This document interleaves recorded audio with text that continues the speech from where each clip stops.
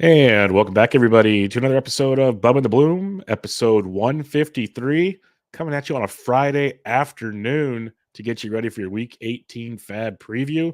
We're going to talk some recent news and much, much more. But before we do that, you can find me on Twitter at BDentric, the podcast at Bubba Bloom Pod, and my co-host, as always, on Twitter at RyanBHQ. Ryan Bloomfield, how we doing, my friend?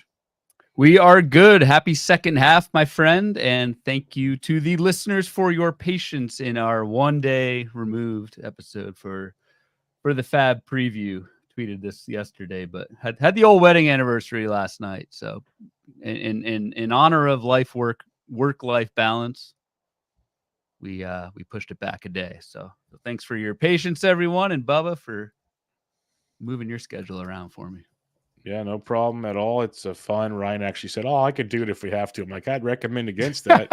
So, yeah, just from personal experience, and also we easily moved it to Friday. And yeah, I'd survive. I'd survive, but it'd be an unnecessary risk, I think. I have a guest room, so you'd be okay if we needed it. But yeah, we're here. We're going to talk some stuff, and it actually helps out because we didn't have a lot of the pictures. We still don't have all the pictures. Like we have more than we had yesterday. Let's put it that way. We have a little bit of news we can actually give you regarding some stuff to potentially go this week. So in reality, waiting was better for this week's show to begin with. I was thinking about that last night because it's thinking about it like during my wedding anniversary. Yeah, the schedule grid was a disaster last. There just was not much news, and yeah, so it may be a blessing in disguise that we're a day late. Yeah, a lot of the news that I wrote about and talked about yesterday was speculative. Like, hey, this guy's rehabbing, and this guy's looking better, and all these things that don't really help as much as we'd like for this week. But a couple bits of news that do help for this week, and we'll start with the Oakland Athletics making some news. It was kind of around this time last year, maybe a little earlier last year. The Oakland A's, they called up Zach Geloff and Tyler Soderstrom. Soderstrom didn't go so well. Geloff, we know how that situation has played out. Well, this year, the Oakland Athletics are calling up Jacob Wilson, number 3 prospect. Jacob Wilson, he was the 6th overall pick in the 2023 draft, a player that we actually discussed on a recent show. I can't remember which. I think it was Michael C. was a chat talking about Wilson could get a call to play short or third at some time. We were discussing that. And Wilson's been interesting. I got my thoughts on him, but I want to hear what you have to say and what the guys at Baseball HQ have him rated as. Yeah, the HQ write-up, and again, I will shill as company man for HQ. We do pretty detailed fantasy-centric scouting reports on every call-up every single day. Gave Wilson, it's really, really good. Gave Wilson a 7A rating, which kind of means like a pretty high floor, but also a pretty low ceiling, probably because there isn't much power and speed with Jacob Wilson, but the floor is in the hit tool. Like this guy hit 438, I believe, across 2 levels in AA and AAA this season. And he's kind of like, again, we talked about him in last week's FAAB preview. So for those deep league folks who listen, could have grabbed him last week. But I feel like this is like a Luis Arias light type of player where you're gonna get a super high batting average, a ton of contact. You're not going to get many steals, at least given the minor league track record, and not much power. So I don't know, like very much league dependent, points leagues, OBP, batting average, that helps. But I think Wilson's going to set you back in power, speed, and probably those counting stats just because he is an Oakland Athletic. Yep. Yeah, I'm with you. Like, it's exciting for a real life baseball. Hey, this kid's getting a shot. It's one of those that maybe he develops power someday. I just don't see it yet. He feels like a cheaper Stephen Kwan, Luis Arias type. Like, hey, he's going to hit for average and not do much else. So I'm not going to be that interested in him this week. But again, points league, I think it makes a ton of sense, as you mentioned. And if you're in a league that, hey, you got some guys just mashing home runs and you need some batting average help, but you don't get a lot of guys like this coming your way for the next 10 weeks, and that can make a big impact as well. So it definitely team dependent, as Ryan said. So I'm with them on that one. Max Meyer. This is a name that people have been wanting back up with the Miami Marlins for a long, long time. And folks, seems like we might be seeing Max Meyer here next week. That's the speculation, because a little note came out on Thursday on Twitter, because it was probably known by the people that should know these things, but cavemen like myself don't know how to use our abacus to figure these things out. But Max Meyer is getting the AAA start on Friday in Jacksonville. And then after Sunday, the Marlins gain another year of eligibility if he's not in the majors. So there's a great chance Max Meyer makes his next start after today, Friday, as we record, with the Miami Marlins. So just something to think about because he's still out there in a lot of waiver wires. Wanted to bring that up, Ryan. Yeah, you were. On the show outline, you have Max Meyer loophole, and before the show, I was like, "What the hell's the Max Meyer loophole?" And yeah, I don't know. I like to fake and pretend I know how all this stuff works with years of control and that sort of thing, but it's bizarre. But as it stands, man, might get a two-step next week. Yep.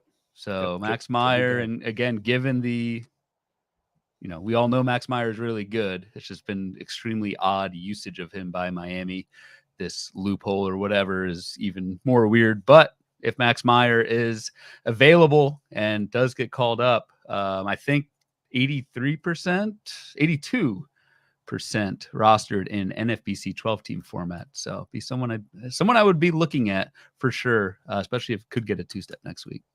Yep, most definitely. And the last bit of news here, because most of the news is still trickling out as beat reporters are finally getting to talk to teams for the first time since the breaks. But Yimi Garcia has been activated from the IL and will be we assume, the closer for the Toronto Blue Jays on Friday evening. Even Eric Swanson is back with the team, so their bullpen's getting deeper as we talk about this. But Jimmy's back, folks, back again.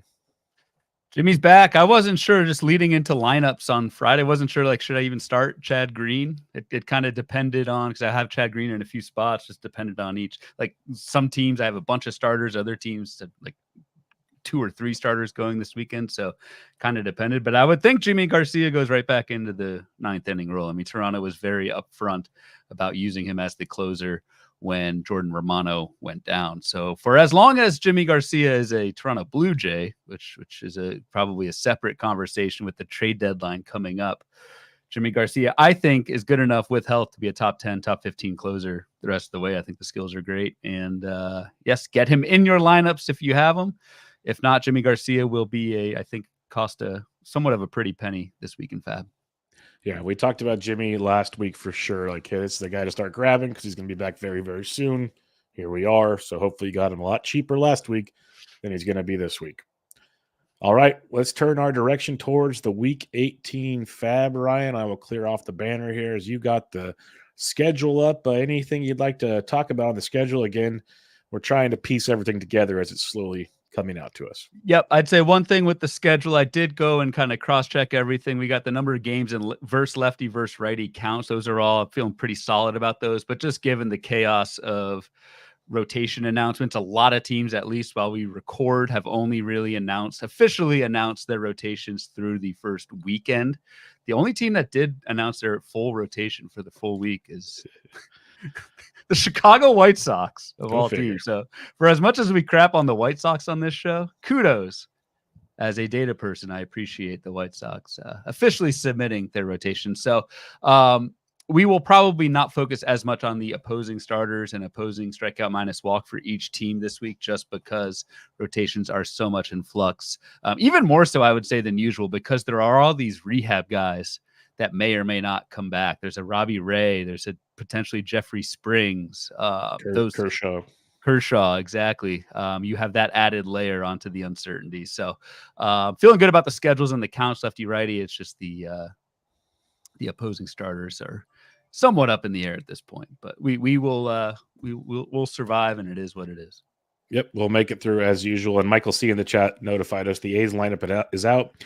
Jacob Wilson is starting at shortstop, and he's batting 8th on Friday. So give you an idea through the weekend of what might take place. There'll be tons of options that way for one Lawrence Butler to drive him in, which is what I'm pretty excited about because Butler is leading off once again. So I just got to throw that one out there real quick. All right, let's talk about it. Let's go team by team here. We'll start with the Arizona Diamondbacks coming up with 6. They already picked up the dub in Wrigley on Friday to kick off the second half.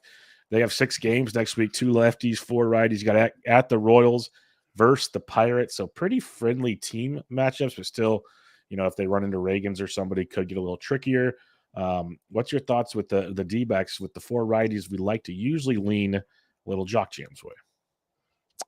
Always like to lean a little Jock Jam's way. I think the biggest thing in terms of just differences with the lineup, the return of Alek Thomas has kind of thrown a wrench into Jake McCarthy's playing time. So I think even in a 4-game week against right-handed pitching, I don't think we can recommend McCarthy anymore. There's just not enough playing time there. So Alec Thomas seems to be getting the majority of reps in center field. So we'll see how much that continues. Corbin Carroll kind of quietly stole a base today, but hitting 7th, leading off against right-handed pitching. But again, not really much you can do with Corbin Carroll, but has sat a couple times against lefties. I don't think he falls into a total platoon back, but just something worth looking at.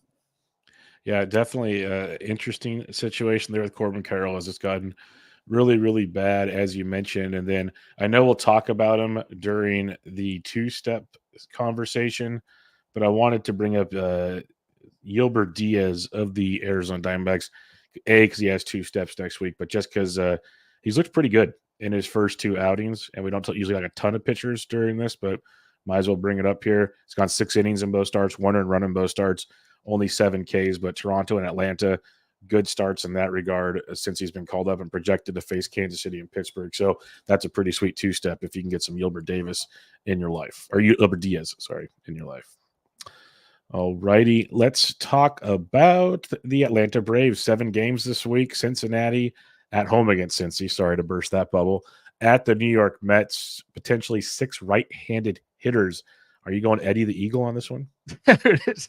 I remember what was it, a week ago or 2 weeks ago? I just made a joke that Atlanta signed Eddie Eagle and Eddie Rosario, and they had I think 7-game week that week. I was like, this would be perfect. And sure enough, Rosario is up. Rosario should get a bunch of playing time this week with a full schedule for Atlanta with 6 righties tentatively.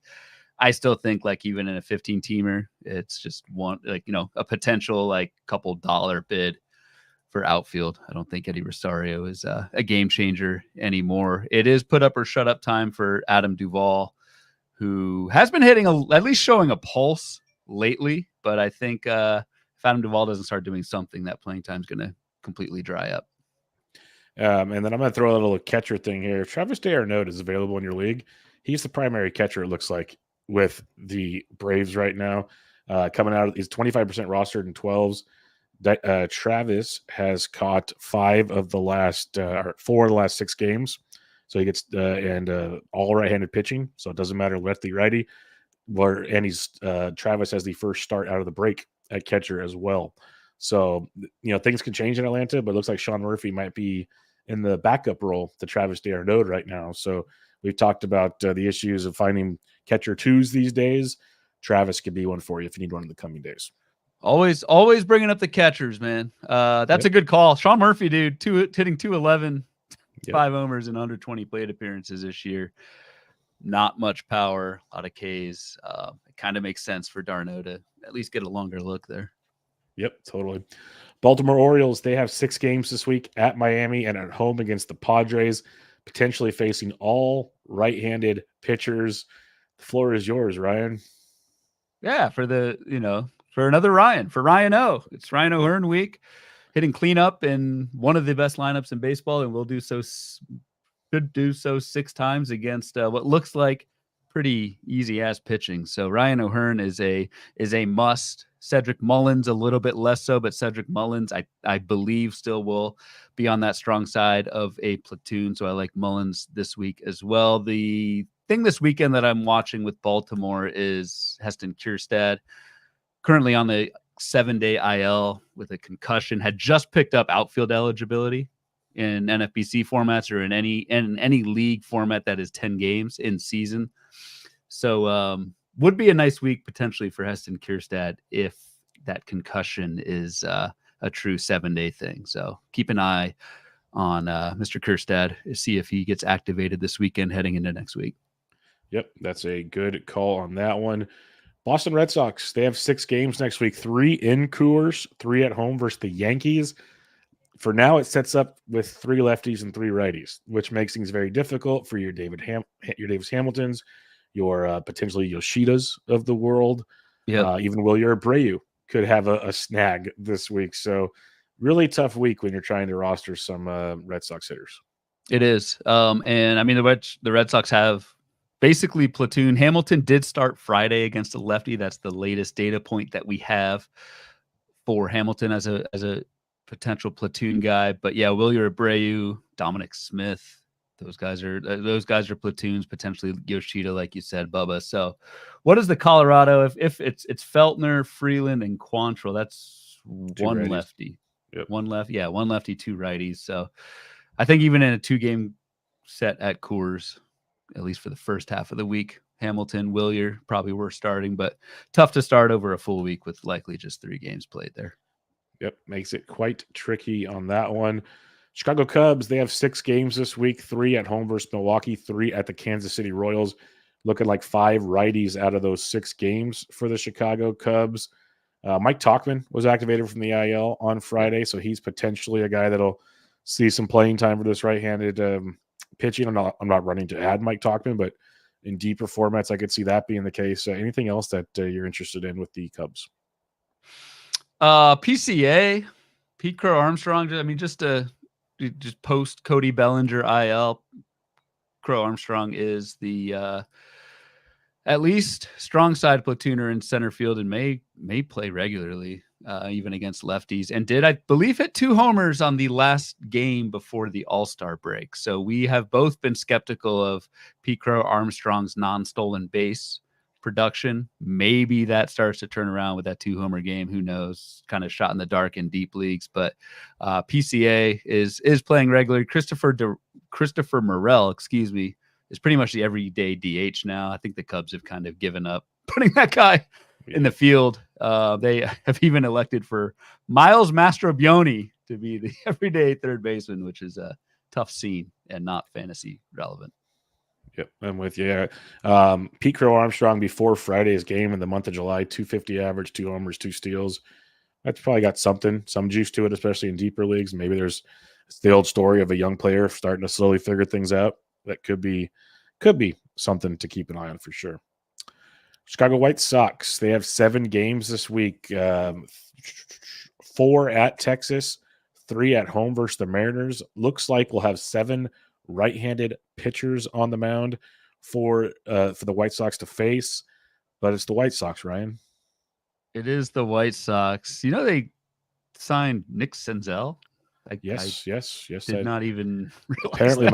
Apparently my co-host does not pay attention to my news articles. So no, man, I'm just kidding. I didn't read anything over the break. It was all I know. It was all college football all the time. So yeah, suddenly Nick Senzel is a Chicago White Sox. Do you know what Nick Senzel's batting average was with the Nationals this year? No, but I'm going to guess it was pretty bad.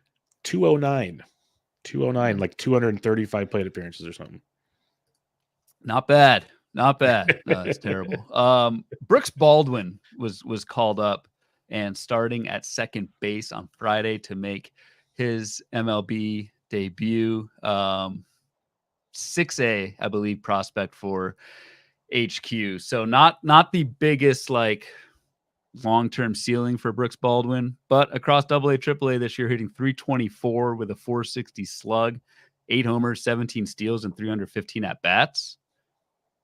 It could be one of those kind of late blooming prospects who, preseason reports don't like him, but just having a great year. And maybe that translates over. The playing time will be there. They somewhat unexpectedly, in my opinion, optioned Lennon Sosa, who's actually hitting kind of well. Yep. But the White Sox are willing to move Sosa or option Sosa for Baldwin. So that was for Senzel. Oh, was it for Senzel? Yep. I don't know. Baldwin's more interesting than Senzel just because we know what we have with Senzel. We don't know what we have with Baldwin. 100%. The Senzel thing is I want to be excited. He had that week where things were great earlier this year and then just got hurt again and it went downhill in a hurry. So you have him, like you said, they put Lennon Sosa back in AAA, which was odd to bring Senzel up. They also DFA Danny Mendick, who was hitting for all the home runs at AAA. It's a big weird situation, but we'll see how Senzel can get things done. Let's put it that way, because I think the talent's there. It's just more the consistent health with Nick Senzel to make it even worse. Cincinnati Reds, they have 6 games this week, all on the road, unfortunately. At Atlanta and at Tampa Bay, 3 each. Looks like we'll be facing 5 righties for Cincinnati. Everybody added Rhys Hines. Let's see if he keeps facing right-handed pitching, which I think he will. But anything else gets like you going to the Jake Fraley train, who's been disastrous. Anything else get you excited there with the Reds? No, the Jake Fraley train's been a disaster. The Stuart Fairchild whipsaw has been a disaster. I picked up Fairchild and FAAB like almost everywhere for, I guess, a 7-game week or something last week, and then hit the IL. So then I dropped him last Sunday, and now he's back. Yep, he's back. And playing center field. Probably is their everyday center fielder. So Stuart Fairchild, if I liked him 2 weeks ago as a streamer, I have to say I like him now, especially if you need steals. So Stuart Fairchild is interesting. And yeah, we will finally see what Rhys Hines can start doing now that everyone has ponied up triple-digit FAAB bids for Hines. Actually, I shouldn't say that. The bidding I thought last week on Hines was somewhat not that tepid. bad. Yeah. I got a couple Hines bids for like $20 to $40. So I was like, okay, that'll work. I didn't even like the guy. I got him in a 15-team in my satellite league for like $25. I almost didn't even put the bid in, but I don't know. So I'll take my chances at that point. Yep, exactly. One bit of news for the Reds is I have no exact time frame here, but TJ Friedel is working his way back. I wouldn't be shocked if we see him sometime next week, if not the following week for sure. So that'll put another wrinkle into the outfield situation in Cincinnati. So keep an eye on that one also. Cleveland Guardians, they have 7 games this week. They have 4 at home versus Detroit, 3 at Philadelphia. So that's a fun hitting situation at least. Potentially 5 righties on the docket for Cleveland to face. Your boy's back, Brennan, if you're interested in that. But for me, the big topic of conversation is Angel Martinez. Are we doing the Angel Martinez thing? We are doing Angels in the outfield with Angel at center field and hitting second. There you go. That's good. Like for the audio crowd, we have Bubba doing the Angels in the outfield pose, dance, whatever the hell it's called. Angel Martinez, yes, hitting second against righties. We will see. I think Cleveland really has only played righties since Martinez was brought up, but is shortstop eligible, I believe, in most formats, and will be outfield eligible after this weekend. So that is nice to have. Angel Martinez was a pretty popular, kind of sneaky, I think, FAAB bid this past week. So I like that. And it'll be a test. I think it's Tariq Skubal is starting that Monday. Probably Jack Flaherty. Then you get your, Christopher Sanchez, maybe Zach Wheeler coming back in the second half. So it'll be a little bit of a test for Cleveland. We'll see how that works. I don't know. Yeah, my guy Will Brennan is back, but I don't know. Hey, don't sound so excited. I'm turning my back on my guy. We'll see. 5-game week. I'm not running out to grab Will Brennan coming off the IL. Yeah, Tyler Freeman, I've mentioned a couple of times, is basically done for. I just want to mention the David Fry fans out there. Don't be as in love with him as you think you should be. Let's put it that way. Like, he's been struggling quite a bit. I dropped him somewhere. Yeah, I've dropped him, and like it was a fun run, and he might get it going again. But like, go get Travis d'Arnaud. Go get Austin Wells, who we'll talk about later. Like, there's other pieces to the puzzle besides just sticking with Fry right now. Yeah, went from like early breakout guy, FAAB pick of the year, and you're still playing with house money at this point, but is quickly entering Gene Segura territory, even at catcher. Yep, 100%. Colorado Rockies, they have 7 games next week. They have 3 at home against the Boston Red Sox. Then they head into San Francisco for 4, including a doubleheader on Saturday. So it's 4 for the weekend. 3 in the first half of the week, 4 in the second half of the week. The rarity there, if you're looking at that.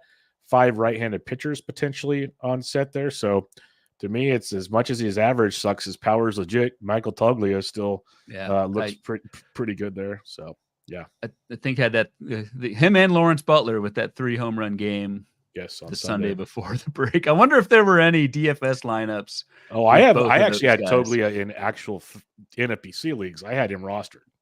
I had him starting in NFBC because the week before that he played 7 games in Coors, and then corner infield sucks so much. I've been stuck with him looking ahead to 3 this weekend in Coors and 3 next week. I was like, I'm not dropping him type situation. Yeah. tons of the power does look awesome, like a major step up for Toglia's power. 18% barrel rate, 21 barrels in less than 200 plate appearances. That's awesome. But I'm gonna throw some cold water on it. The Rockies, I think 10 of their next 13 games starting on Monday are on the road. So I believe it's an all road Rocky week the following week. And Toglia is hitting 197 with like a career strikeout rate in the 30s. Can I say something? You can. It's your show. Yeah, his last 5 home runs all came on the road. Interesting. Well, that 3 homer game was in New York at the Mets. It was at City. That's right. Yeah, one was Great American Small Park, so I'll let that slide. But his last 4 home runs were in City. So I'm just gonna throw it out there. Don't just completely poo-poo the man. I won't poo-poo him. I won't poo-poo him, but he is below Mendoza level with 10 games in a row on the road coming up. So could be wrong, but no, I get it. And then all you Hunter Goodman people that drafted him to be a catcher, he's got the catcher eligibility, which is good. He's starting versus a lefty on Friday in the outfield. So you're going to get him going that direction. As Michael C. says, last 21 days, Toglia has led baseball in barrels and home runs. So he's an Adam Dunn. Batting average, horrific. Tons of power. So Toglia is the only one I really care about. Like Sam Hilliard actually hit a couple home runs in Great American Small Park also, but I'm not going to be buying too much into that. It's pretty much Toglia or bust for me with the Colorado these days. Agreed. Especially with Nolan Jones on the IL.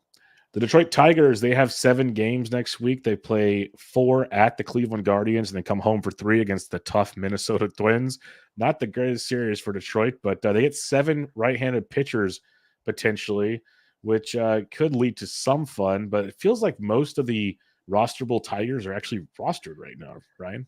Yeah, I'm looking up Colt Keith as I type. He is now 100% rostered in 12. Be. So, okay. Finally has after months of us pumping up the country music star, Colt Keith is up there.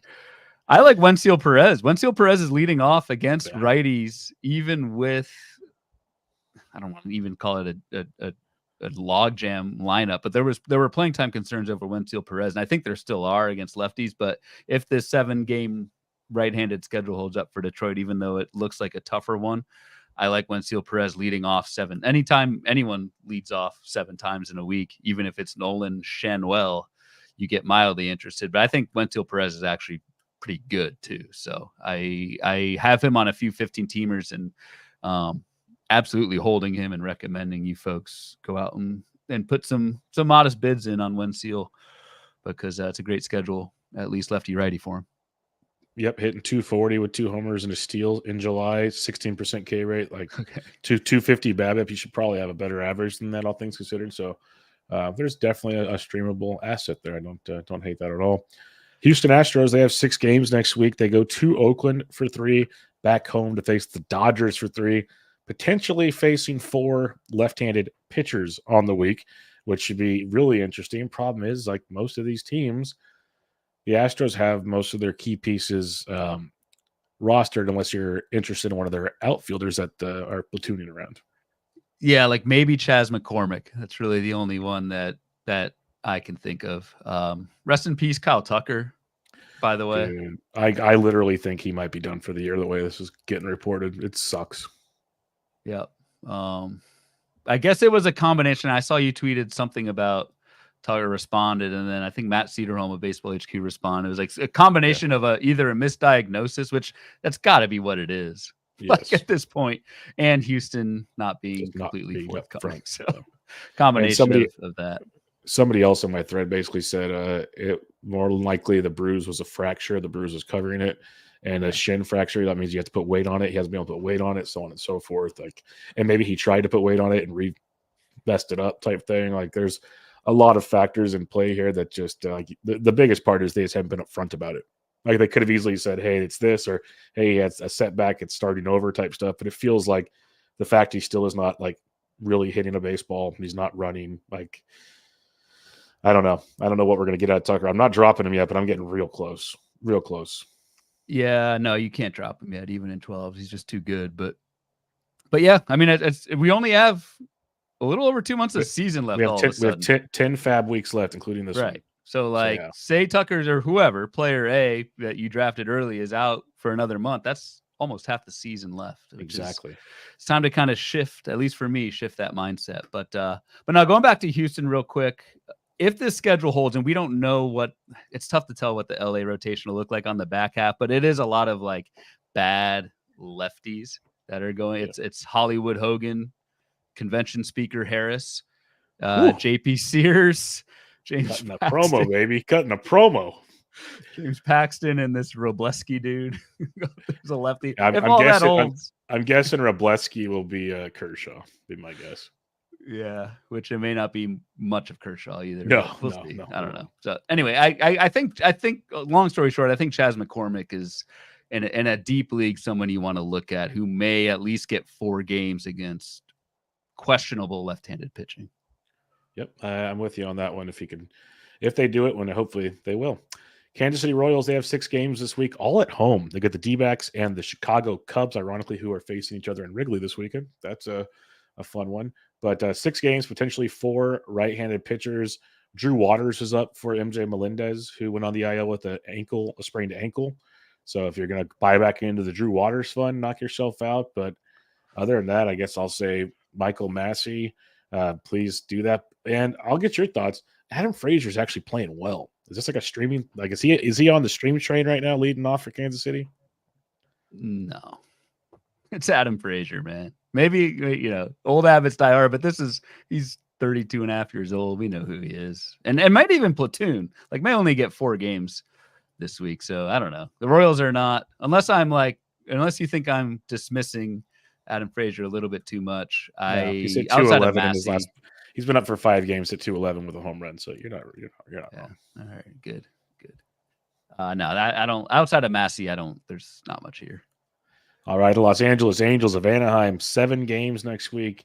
They have 3 at Seattle and then 4 at home versus the wonderful Oakland Athletics. 6 righties potentially on tap. I haven't heard any updates yet, but I'd imagine we're getting real close to a Luis Rengifo sighting, so that'd be fun. Hoping that continues. We'll probably get updates hopefully Friday, actually, today as we record, if not this weekend on Rengifo, but I tried to throw that out there because it would be inappropriate and negligent of me not to talk about him during the Angels portion. But anything else for the Angels? Because I just can't bring myself to Willie Calhoun or Mickey Moniak any of this. Yeah, a little disappointed personally in the mascot for not personally giving us a health update on how he's doing. I expected it to be in my inbox by now, and it's just not there. So we will see. I will, like you said, we should get an update this weekend to see when Rengifo's back. I actually did stream Mickey Moniak last week. I think it was like a 7-game week for the Angels. I think he had a homer, but I don't know. It's still Mickey Moniak. This lineup's a disaster, man. We've got Anthony Rendon, who's back and leading off. Taylor Ward's been a disaster lately, much to Joe G's chagrin. Brandon Drury, I still have on a bunch of teams just because he's first base, second base, but that just means you have someone who sucks and sucks across multiple positions. So that's fantastic. Oh, that's great. Usually I'm the negative one on this show, so to hear it come from your mouth was a little salty coming out of the break. I don't know, man. That's usually me. That's telling me that someone got smoked by some 12-year-old on College Football 25 today. No, that's me. That's me losing my beer bet to you on Brandon Drury versus Ryan McMahon. Yeah, that one's over. It's a tough one. But yeah, no, we'll see how that one pans out. I could guess Moniak as a stream, but yeah, Drury's done. There's the Drury's out on that one. But Los Angeles Dodgers, they have 7 games next week. They have 4 at home versus the Giants, 3 at the Houston Astros. So, playoff matchup after playoff matchup this week. It looks like they'll get 3 lefties and 4 righties potentially. Anything of interest for you with the Doyers? Not really. I do like James Outman as a strong side platoon, but if this holds, and we'll see if it is actually 3 lefties against the Dodgers this week. With a lot of that depends on your guy Robbie Ray, if he actually makes that Tuesday start. But currently, it would just be 4 right-handed pitchers against the Dodgers, and that's not enough for me. Usually, I want to see 5+ for these streaming guys like James Outman. So, Outman's on my radar. It's just someone who I don't think you get the volume in most sizes to go there. What I'm going to say about Outman, which I'm terrified about because I was excited about Outman at one point. Jason Hayward is expected back potentially this weekend. So Outman got hits like in his first couple of games. Then he went like 0 for last week. So we'll see. And he's strictly platooning. Platooning. It's a good call because it really is Outman versus Hayward. There's no other, I don't think, lefty outfielder that they even have. It's straight up there. And they paid Hayward because any other world, I'd be like, okay, let the young kid play. Like, why is Jason Hayward doing this? But the Dodgers actually paid Hayward for some reason. So I could see a world where Outman goes back to AAA, unfortunately, and that's going to suck. So just keep an eye on that this weekend, folks. That's all I'm going to throw out there. All right, we have the Miami Marlins. They have 7 games this week. It's a fun one, though. It's the first game is against the Mets, then 3 versus Baltimore. Those are all at home. Then they go on the road for 3 at Milwaukee. For now, they're projected to face all right-handed pitching. So, Ryan, can we say it all together on the count of 3? 1, 2, 3. Jesus Sanchez.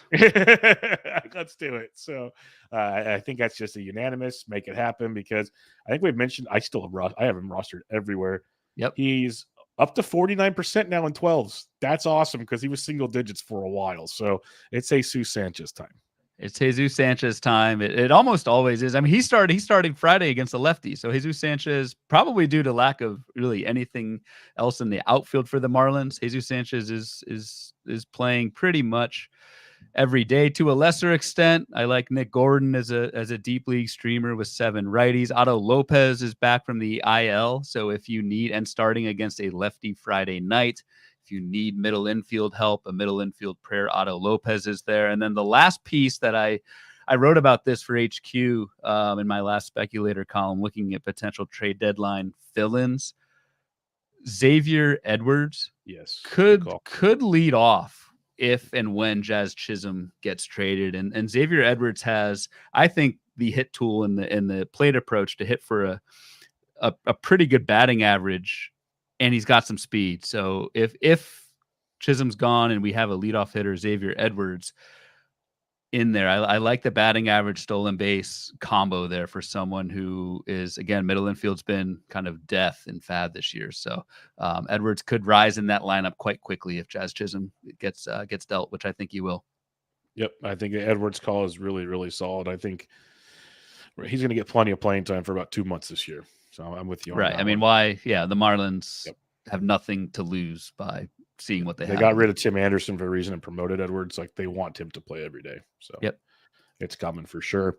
Milwaukee Brewers, they have 6 games next week, 3 at Wrigley Field, 3 at home versus the Marlins.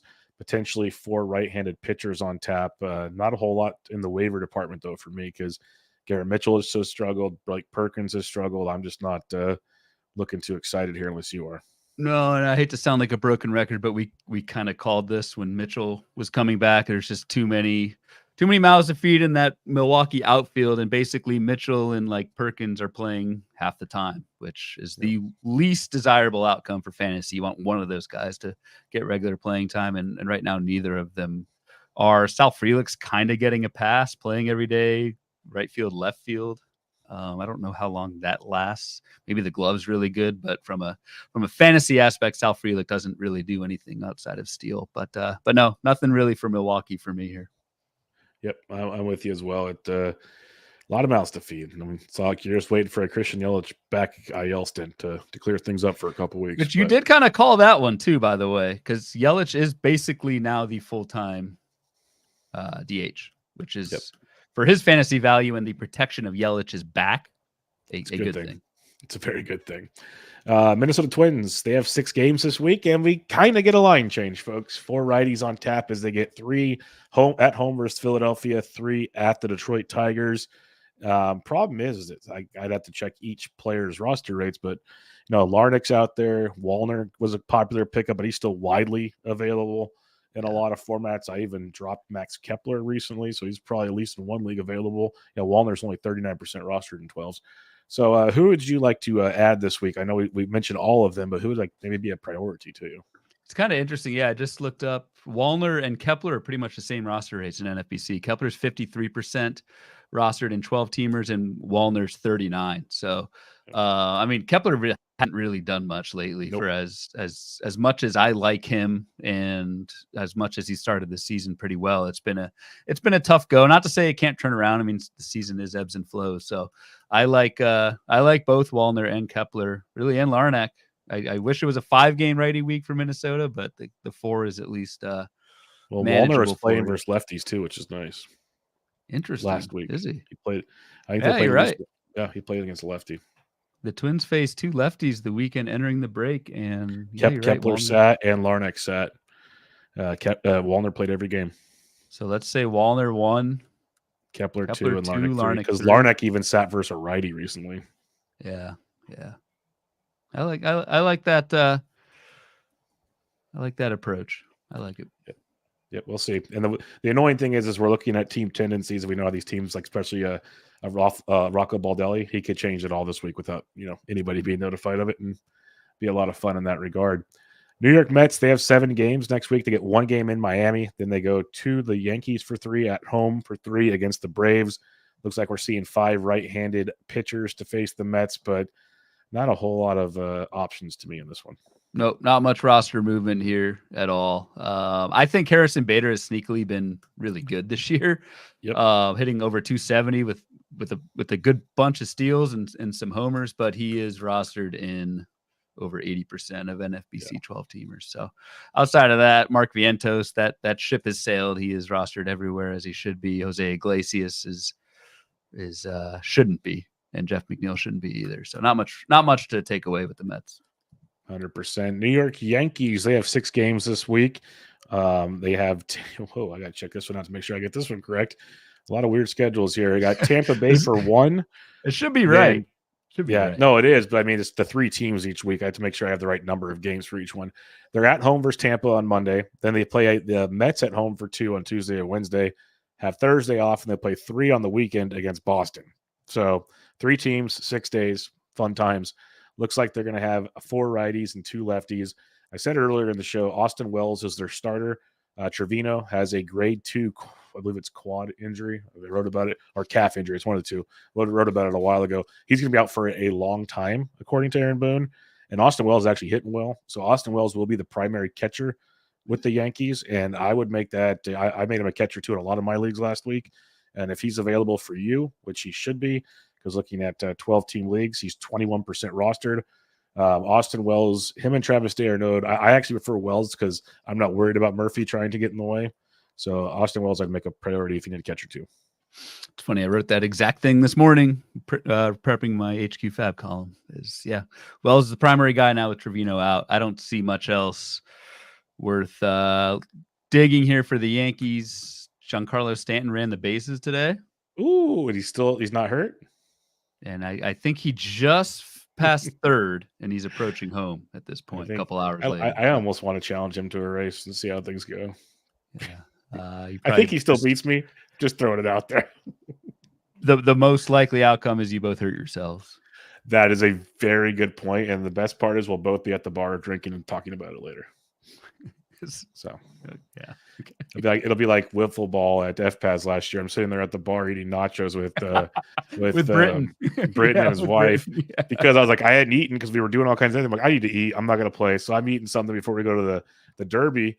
And in comes Colette with a banged up, just road rash all over him and stuff. I'm just like, you've been gone for 3 minutes. What's going on here? So yeah. We're old, folks. We're old. And HQ may have to distance themselves from officially sponsoring that game from a liability standpoint. Yeah, that was an interesting one, to say the least. All right, the Oakland Athletics, they have 7 games next week. They have 4 against Houston, 3 at the Angels, 6 righties on tap. Lawrence Butler is still only 84% rostered in 12s. Fix that immediately, people. Like, I love 12-team leagues. Like, the fact he wasn't added everywhere is comical to me. We mentioned Jacob Wilson will be popular, Ryan. Are you interested in a Seth Brown or anybody else on this roster? I did write up in that same trade deadline fill-in thing for HQ. I think Brent Rooker's gone. I think that's going to open up a spot 100%. In the A's lineup for potentially, drum roll, remember this guy, Esteury Ruiz, who has been hurt, is on the IL, is very close to coming back.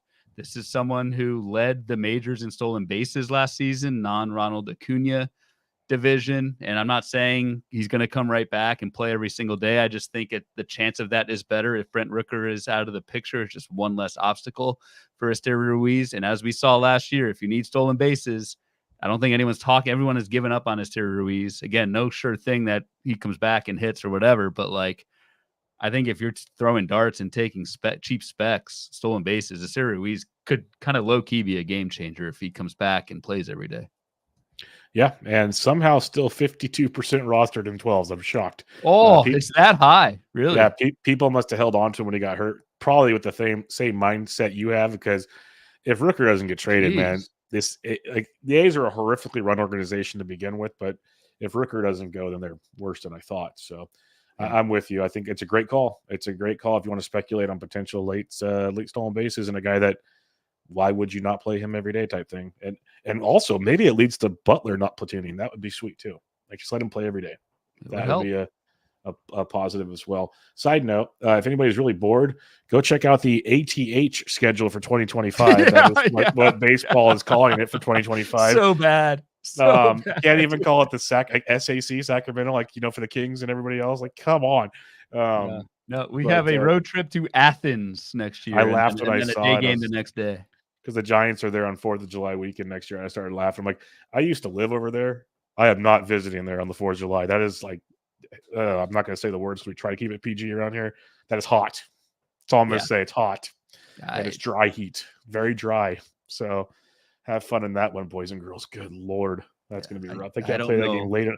They need to start that game at 6 a.m. to make that comfortable. Not that the A's are going to try and sign anyone these next couple years, but if you're a free agent, like, it's the last place I'd want to go. If I'm a pitcher, it's like the old Colorado days. So, but if you're a hitter, if like a 1-year deal to go pad your stats, that's the way to do it right there. Go make it happen. But Philadelphia Phillies, 6 games next week, 3 at the Twins, 3 at home versus Cleveland, 6 righties on tap. That's good for Bryson Stott, who apparently is in a platoon now. Just keep that in mind because he's sat versus the last 2 lefties and sat again on Friday versus that's the last 2. They already have it updated here. It's impressive. So Stott might be platooning, which sucks. Brandon Marsh platoons, but so now he should play all 6 games. Anything else of interest for you with the Philadelphia Phillies? JT Realmuto should, knock on wood, be back soon. Yep, that's the only thing I was going to add. So you covered it. All right. Pittsburgh Pirates, they have 6 games next week, 3 at home versus St. Louis, 3 at the Arizona Diamondbacks. Another 6 righty week for our boy, Rowdy. Yeah. Hopefully it's 2022 again for Rowdy, who I think had like 35 homers. And yeah, he's awesome. Also, Joshua Palacios playing every day against righties. And if you need outfield, or at least a cheap outfield or whatever, I think Palacios is worth throwing a dart at, like more so than just try and give everyone some context. Like I like him more than Eddie Rosario, but probably not as much as like a Angel Martinez type. So I don't know, just one of your deeper league outfield, not stashes, but streamers to play in. Strictly a stream.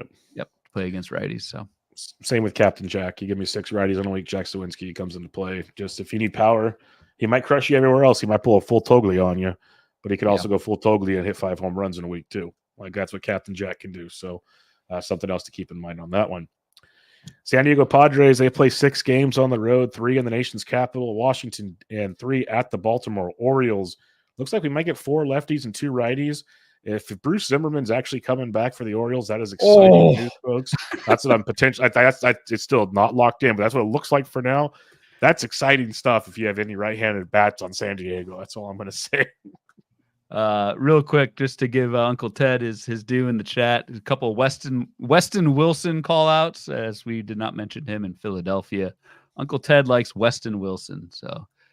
Take that advice as you will. I feel like the Padres, dude, have not had a FAAB hitter all year.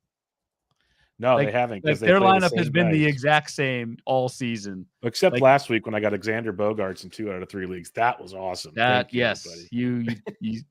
Xander the week before in a 15-teamer, and that was nice. So the miraculous recovery of Xander Bogaerts. Outside of that, dude, It's been rough. It's been, I mean, not even like It was rough, Jerks but and just Profar like, early in the year. It was Jerks and Profar. That was the ad early in the year. it's just like nothing has changed with this team all year. Kyle Higashioka is the primary catcher. We Yes. talked about Camposano and dropping him. I think he did homer in the one game he started It was last week. I think it was a pinch hit too, which was Oh, was it? hilarious. He Okay. wasn't even the starter. Gotcha. Yeah, I dropped Campusano for Austin Wells or Higashioka last week, and I had a lot of Campusano, so everywhere I could drop him, I picked up Wells or Higashioka last week. There you go. Now, here's the fun question, and since I'm the catcher guy, I'm going to ask you instead. Out of Higashioka, Travis d'Arnaud, and Austin Wells, how would you rank those three?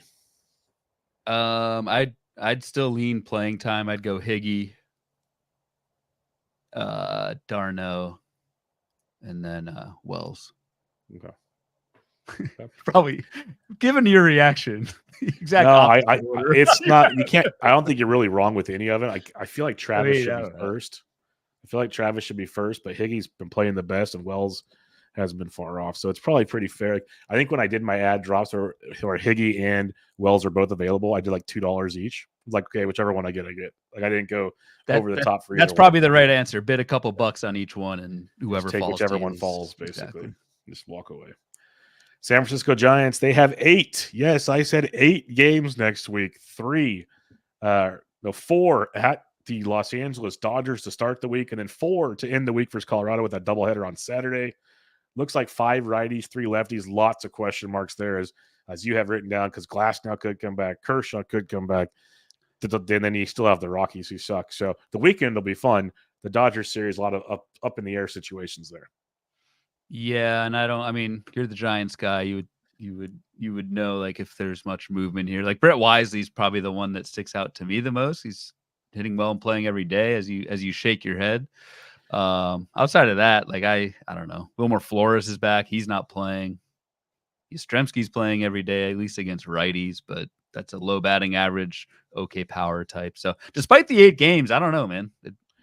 I'd say if you want to get anybody, Michael Conforto, he's 68% rostered. I like the way he's swinging the bat since he came back, hitting it hard. So the results aren't 100%, but he's actually putting good quality at bats up there. So Conforto's a guy that, when healthy, at least gives you something to bring to the table. Why no Wisely? I already have Wisely most places, and it feels like he's going to platoon with Tyler Fitzgerald a lot. They brought Fitzgerald up to want to play more. Okay. Especially with Tyro back. So I do like Wisely, but he's kind of like a Jacob Wilson. He's going to have a little more pop potentially than Jacob Wilson, but you need him to hit for average, or he's not bringing you anything to the table. He's got 10 barrels, man. 10 barrels, 157 plate appearances. No, I like Wisely. Like, again, I have him in certain spots in deeper leagues, but in 12s, I think there's probably better options out there. I'd hope for, at least. Yeah. Last thing on the Giants, my one wish, my dying wish for the second half, let Thairo Estrada run. Yes, please. That would be nice. That'd be nice. The other thing I'll say is we kind of hinted at it earlier in the show. I think Robbie Ray's back any day next week, if not for sure the following week. So go add Robbie Ray wherever you can. Like, he might not even be eligible in 12s yet because he wasn't drafted. But if you can get him somewhere, go get Robbie Ray. Say that much. But I'm with you on Thairo. Let Thairo run. All right, Seattle Mariners, they have 6 games this week. They have 3 at home versus the Angels, 3 at the Chicago White Sox. 5 righties, the one lefty potentially being Garrett Crochet, so have fun with that.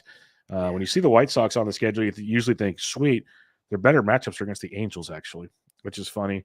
What interests you in Seattle? Because to me, nothing really. No, nothing really. Our buddy, friend of the show, Alan DeLeonardis, you're tag teaming, playing time tomorrow at HQ. I'm more like his manager as he goes snorting around the ring. I'm not really there for much. I'm moral support. Obscure Shakespeare references, weaves those in throughout his. Alan's an awesome writer, and he's back writing at HQ. But did write up, I don't know, Victor Robles. I mean, he's Victor Robles. Laugh if you want, but seems to be playing every day. Has started the last 4 games for the Mariners. Granted, hitting like 7th or 9th. There's not much there. This is total deep league spec. But if I'm trying to find someone on the Mariners worth adding, I don't even know if Robles is worth adding, but worth monitoring. is I'd say probably more monitoring's accurate. fair. Like monitoring's fair because I remember when I wrote my first piece when I had to look at the Mariners. Thank God Brian Wu was coming back from the IL because there's not a lot to look at in playing time there. It's a messy Yeah. team, but they're rumored in a lot of trades because that's what Dylan DePoto does. So get ready for some Mariners fun to They take place should. there over the next few weeks. They should. As a close Mariners observer, if you're in first place with that rotation, You got to capitalize. it's negligent to not make a move and upgrade the lineup. You have to, given what they have in that rotation. And the Rangers struggles, the Astros are still winning but struggling. Like you got to Exactly. do it. Like this is the division's down. Like you have to make a move. I think they're rumored to be talking to the Rays for any because Rosarena, Randy. Randy, Yandy, and Paredes are all on the table, and all three of those would actually help that team because that team just needs some pop. So they'd all help. So we'll see how that one plays out. St. Louis Cardinals, they have 6 games next week, 3 at Pittsburgh, 3 at home versus Washington. They get the wonderful Paul Skeens matchup. Yay. And they face potentially 3 lefties and 3 righties. So nothing for me when it comes to the Lou. Right. It's more of a what's going to happen with, I think, Lars Nootbaar, who has played every day since he's come back, but I don't think they've faced a lefty at all since Lars Nootbaar has come back. So let's see how often Lars Nootbaar plays against all lefties. Righties. Yep. So that's all I got, though. We'll have to see how that one plays out. We got the Tampa Bay Rays, 7 games this week. They got the 1 versus at New York Yankees, 3 at Toronto, 3 at home versus Cincinnati, 3 lefties, 4 righties for a platoon team. No, thank you. Yeah, pretty much the worst possible scenario is a Rays week where they're split lefty righty, and this is that team line change. You know, we say the Twins are, but the Rays are even. Well, they're the godfathers of it. Exactly.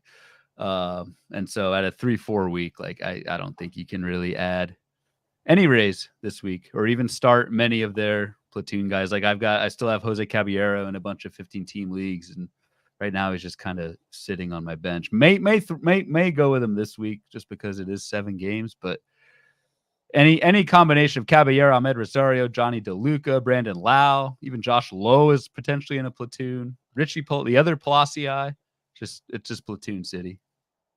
Yep, makes it very, very difficult. We have the Texas Rangers, 7 games this week. They're 4 at home versus the White Sox. That's nice. Then 3 at Toronto, 2 lefties, 5 righties. But outside of trying to pick up a Jankowski or a Tavares, I don't know. Like Evan Carter and Josh Young are set to rehab any day now, so that could also throw a wrinkle into things. Yep. So not a lot in Texas, honestly. Agreed. Not anything in the short term, but yeah, depending on how quick the rehabs go for Carter and Young, because those guys will play when they get back. Yep. You might see certainly not as much playing time for like a Jankowski or maybe Josh H. Smith, though. That guy is forcing Texas's hand with how well he's been playing this year. Yep, big boy stuff there from Josh H. Smith. Toronto Blue Jays, they have 6 games this week. All at home versus Tampa Bay and Texas, potentially 2 lefties and 4 righties. Looks like it could be a tough set of matchups, too, if you really want to break things down there. But what are you seeing in Toronto? Bo Bichette's back. Your guy's going to try and make a run at O'Neill Cruz to get you he's going to pull his quad again. So, yeah. To get you your beer bet. Yeah, new calf injury incoming. What's it, 2 and 4? 2 lefties, 4 righties for the Blue Jays. So, like – Davis Schneider is almost unrosterable in 15-teamers at this point, just not playing enough. Pretty much lost out to Spencer Horwitz, who's hitting second against righties and hitting for an awesome batting average. So maybe ride that as much as you can. But outside of that, Ernie Clement's been pretty good at third base. I still don't really believe in the skill long term. Alejandro Kirk, just to bring up catchers.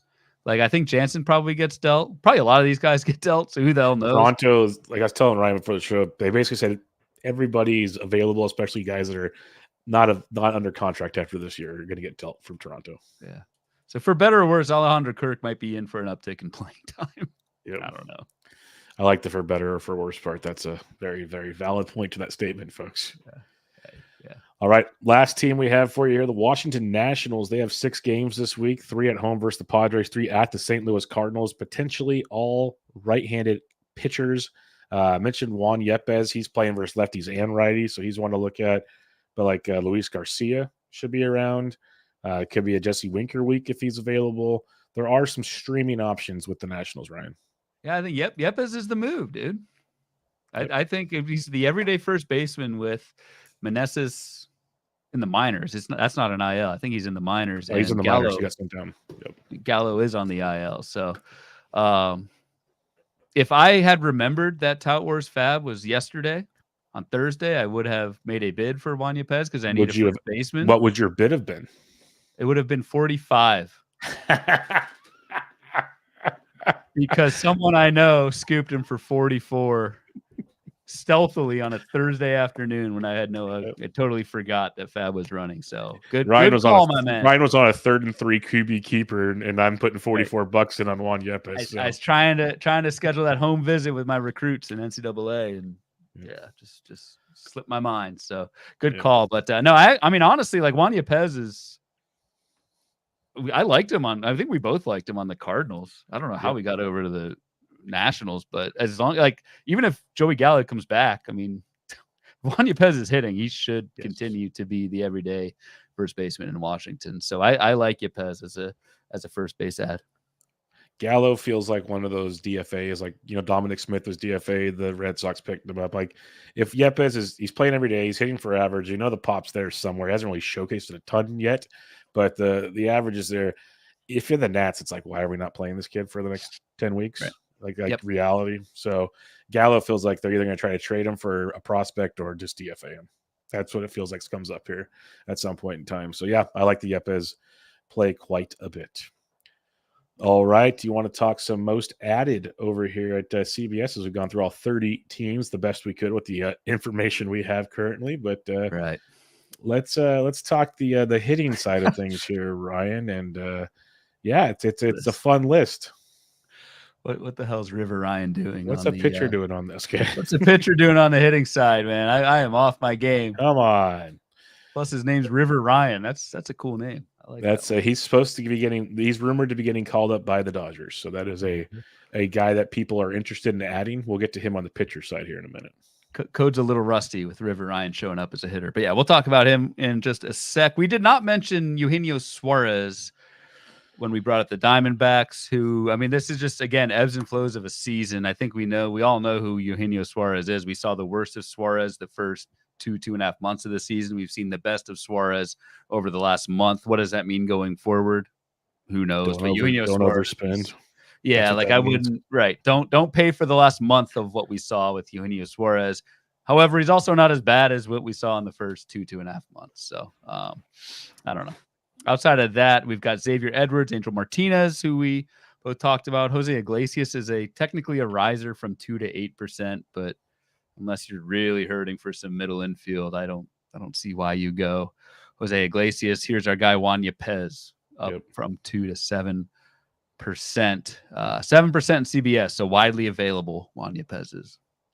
Yeah, it's pretty impressive. I think I have Yepez from my Fantasy Pros article this week, and he's not very owned in that format either. So someone to definitely check out if you're on Yahoo or CBS and whatnot. And then there's Conforto, who he should be rostered pretty quickly. And then Jesus Sanchez up to 13%. Dude, all the way up to 13%.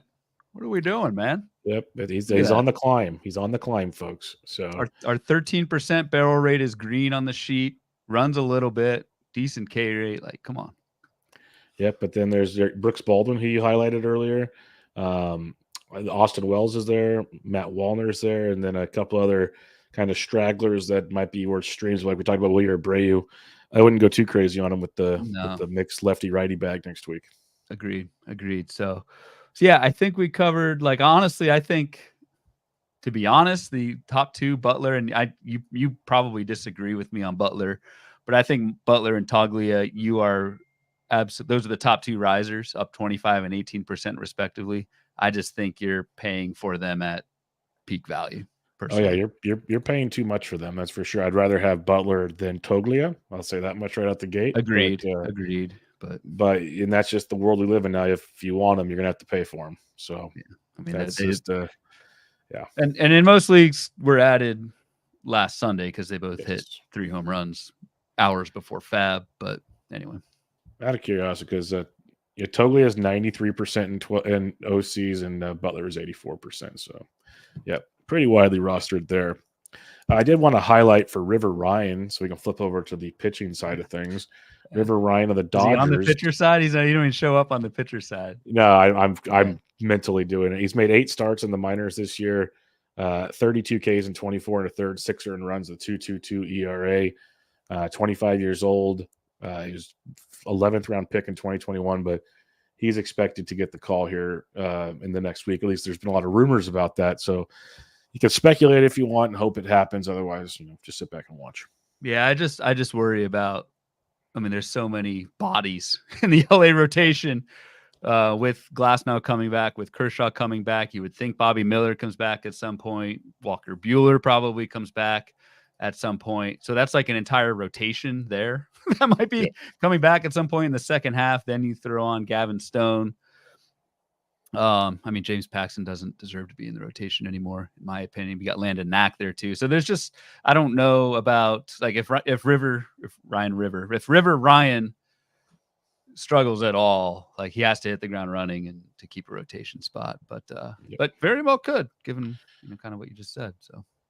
And then you got your biggest riser, Yilber Diaz, who we talked about earlier. We'll talk about again at the 2-step segment. Luis L. Ortiz has been a fun one. Remember, check your bids. Pittsburgh versus Philadelphia, Luis L. Ortiz on that one. But you have Tyler Phillips highlighted. Do you have any interest in Tyler Phillips? I do. I have a good amount of interest in Tyler Phillips, who has awesome skills so far. I mean, it's 10 innings in the majors, but excellent strikeout minus walk, which you take with a massive grain of salt in 10 innings. But the per pitch stuff, 33% ball rate, which is really good. That's a good indicator that he's throwing strikes, might have good control while also getting a ton of whiffs. 14% swing strike for Tyler Phillips through his first couple of outings. And I believe, no, he's only lined up for one start next week against Cleveland, according to RotoWire. But I think Tyler Phillips, the issue for me, like in previous FAABs, even though I did pick him up in 15 teamers, was length. But Phillips in his most recent start, through 6 innings, I think 79 pitches. So I like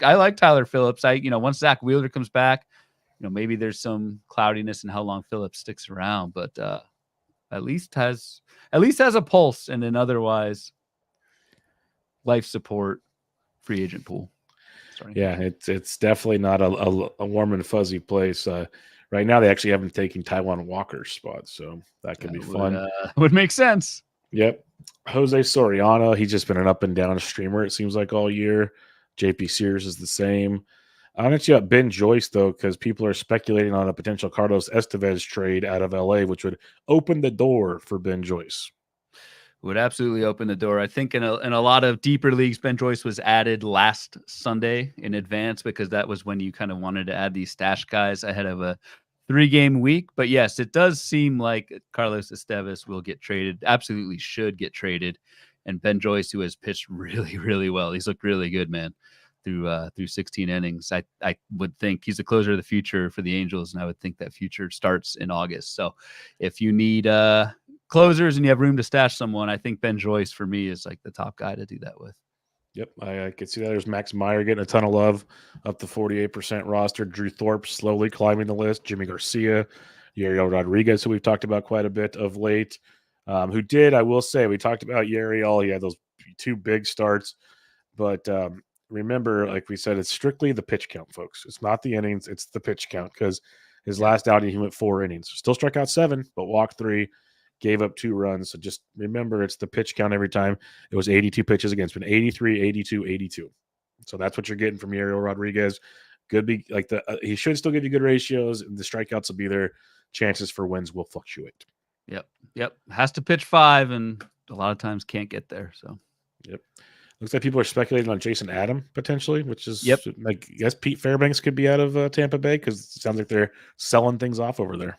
Yeah, I don't fully believe that yet, but that does seem to be the general sentiment. And if Fairbanks is gone, Jason Adam is the closer. And despite having 2 first names, misses a ton of bats. Favorite. Excellent skills. No, my favorite's Davis Daniel.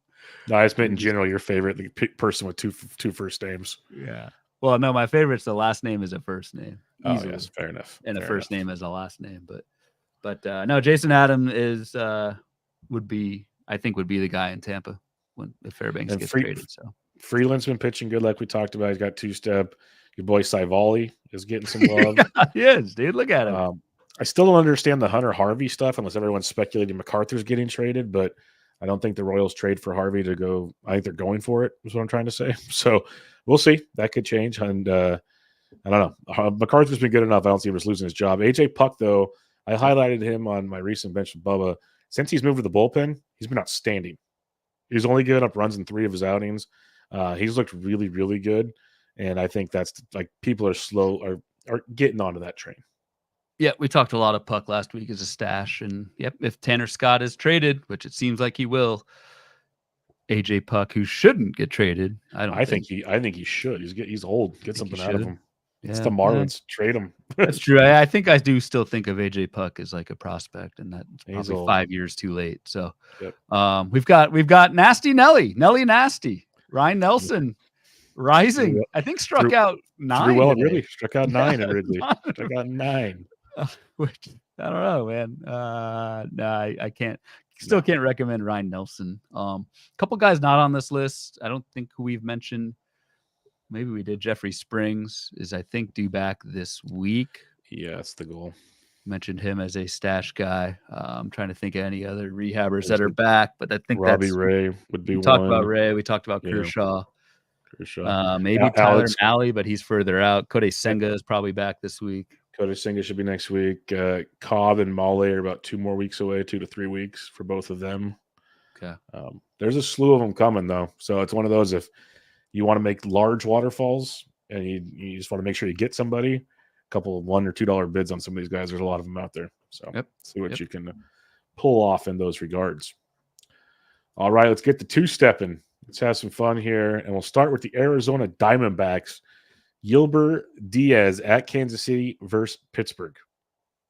That's your guy. So yeah, I'll support your endeavors there. Sweet. Everyone's starting to sail in Ronaldo. Albert Suarez at Miami versus San Diego. Yes, absolutely. Yeah, good win potential in both. That's good. Yeah, that's good. Tanner Houck, you're starting. Javier Assad versus Milwaukee at Kansas City. You got to do it, man. Yeah, you got to go with the facade, even though I will never believe the skills, but two-step. So he keeps proving me wrong, too. Yep. Like, what the hell? The guy had 3 years in a row with a sub 3.30 ERA. Each of those 3 seasons, a Sierra north of 4.25. So a major gap between skill and result for Javier Facade. But maybe he's just one of those guys that has figured out something that the skills don't capture. I don't know. Yep, possibly. Everyone's starting Hunter Green, Carlos Carrasco, and Spencer Howard versus Detroit at Philly. I will pass. No, those at Phillies that at a fully healthy Philly right now. Not happening. Kyle Freeland versus Boston at the Giants. No.